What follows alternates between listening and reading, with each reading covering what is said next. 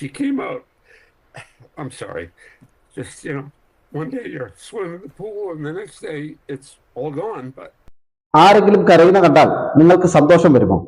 ഒരു പ്രത്യേക സാഹചര്യത്തിൽ ഒരാൾ വികാരാതീതനാവുകയോ ദുരന്തമുഖത്ത് അയാൾ വിങ്ങിപ്പൊട്ടുന്നതൊക്കെ കണ്ടാൽ നമുക്ക് ആർക്കെങ്കിലും സന്തോഷം വരുമോ? ഇല്ലല്ലോ. എന്നാൽ നമുക്ക് സന്തോഷം തരുന്ന ചില കരച്ചിലുണ്ട്, നിലവിളികളുണ്ട്.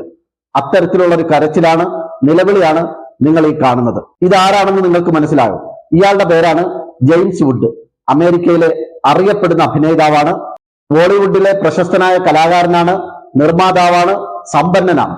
ഇനി ഇയാൾ ഇങ്ങനെ മോങ്ങുന്നതിന്റെ കാരണം എന്താണെന്ന് നിങ്ങൾക്ക് ആർക്കെങ്കിലും അറിയാമോ? അമേരിക്കയിൽ വലിയ കാട്ടുതീ പടർന്നിരിക്കുകയാണ്. 3 ദിവസമായി തുടരുന്ന കാട്ടുതീ ഇനിയും നിയന്ത്രണ വിധേയമാക്കാൻ അമേരിക്കയ്ക്ക് കഴിഞ്ഞിട്ടില്ല.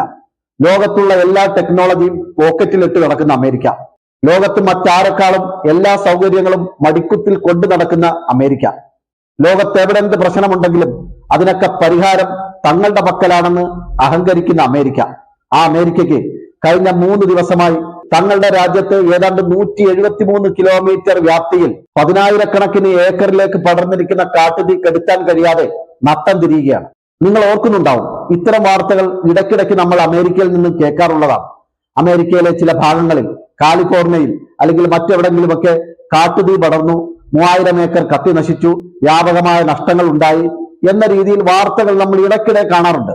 എന്നാൽ കഴിഞ്ഞ 3 ദിവസമായി അമേരിക്കയെ പിടിച്ചുലയ്ക്കുന്ന ഈ കാട്ടുതീയെ കുറിച്ച് അമേരിക്കയുടെ പ്രസിഡന്റ് പറഞ്ഞത്, അമേരിക്കയുടെ ചരിത്രത്തിൽ ആദ്യമായിട്ടാണ് ഇത്രയും വലിയൊരു ദുരന്തം അല്ലെങ്കിൽ ഇത്രയും ഭയാനകമായ ഒരു കാട്ടുതീ അമേരിക്ക നേരിടുന്നത്, അമേരിക്ക കാണുന്നത്. അമേരിക്ക ഇത്രയും വലിയൊരു ദുരന്തം നേരിടുമ്പോൾ അല്ലെങ്കിൽ ഭയാനകമായ കാട്ടുതീക്ക് മുമ്പിൽ അമേരിക്ക വിറങ്ങലിച്ചു നിൽക്കുമ്പോൾ ലോകം മുഴുവൻ ചർച്ച ചെയ്യുന്നത് നേരത്തെ നമ്മൾ കണ്ട കരഞ്ഞു നിലവിളിക്കുന്ന ജെയിംസ് വുഡ് എന്ന കലാകാരനെ കുറിച്ചാണ്. കാരണം അമേരിക്കയുടെ സഹായത്തോടെ ഇസ്രായേൽ പലസ്തീനിൽ നടത്തുന്ന, പ്രത്യേകിച്ച് ഗാസയിൽ നടത്തുന്ന സമാനതകളില്ലാത്ത ക്രൂരതയ്ക്ക് പച്ചക്കൊടി കാട്ടിയ ആളാണ് ഈ പറയുന്ന ജെയിംസ് വുഡ്. പലസ്തീനിൽ തുരുതുരാന്ന് ബോംബ് വർഷിച്ച് ആ രാജ്യത്തെ മുഴുവൻ ജനങ്ങളെയും കൊന്നൊടുക്കി പൂർണ്ണമായും ഫലസ്തീനെ ഭൂമുഖത്തു നിന്ന് തുടച്ചു മാറ്റണമെന്ന് പക്ഷായി പറഞ്ഞ ആളാണ് ഈ ജെയിംസ് വുഡ്. ഇടയ്ക്കൊരിക്കൽ ഗാസയിൽ വെടിനിർത്തൽ ആവശ്യപ്പെട്ടുകൊണ്ട് അമേരിക്കൻ പ്രസിഡന്റ് ബൈഡൻ തന്നെ മുമ്പോട്ട് വന്ന സമയത്ത് ഇയാൾ തന്റെ സോഷ്യൽ മീഡിയ അക്കൗണ്ടിൽ പോസ്റ്റ് ചെയ്ത 3 വാചകങ്ങൾ ഇന്ന് വീണ്ടും ലോകത്ത് വലിയ ചർച്ചയായി മാറിയിരിക്കുകയാണ്. അന്ന് അയാൾ സോഷ്യൽ മീഡിയയിൽ പരസ്യമായി എഴുതിയത് ഇതാണ്: വെടിനിർത്തലില്ല, വിട്ടുവീഴ്ചയില്ല, ക്ഷമയില്ല.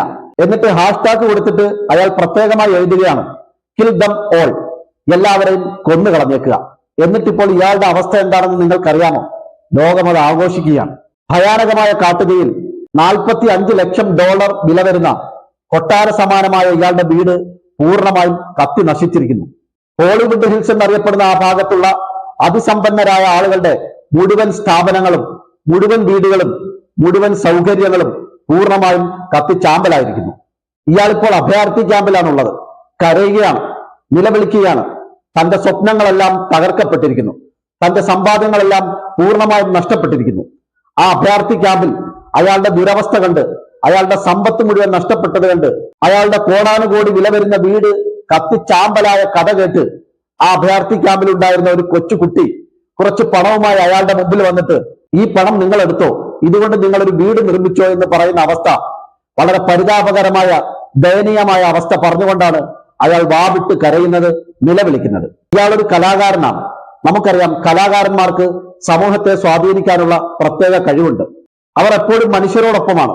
ഏത് പ്രതിസന്ധിയിലും, ഏത് ഘട്ടങ്ങളിലും, ഏത് ദുരന്തമുഖത്തും മനുഷ്യരുടെ മതം നോക്കാതെ, ജാതി നോക്കാതെ, അവരുടെ തൊഴിലോ നിറമോ, അവരുടെ ഒരവസ്ഥകളും നോക്കാതെ മനുഷ്യൻ എന്ന മഹത്തായ ആ സന്ദേശത്തിനൊപ്പമാണ്, ആ കാഴ്ചപ്പാടിനൊപ്പമാണ്, ആ മാനവികമായ മൂല്യങ്ങൾ ഉയർത്തിപ്പിടിച്ച് മുമ്പിൽ നിൽക്കുന്നവരാണ് എപ്പോഴും കലാകാരന്മാർ.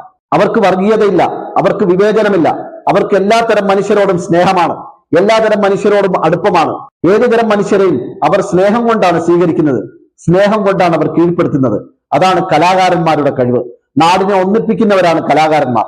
എന്നാൽ ലോകം അറിയപ്പെടുന്ന ഈ കലാകാരൻ ചെയ്തത് എന്താണ്?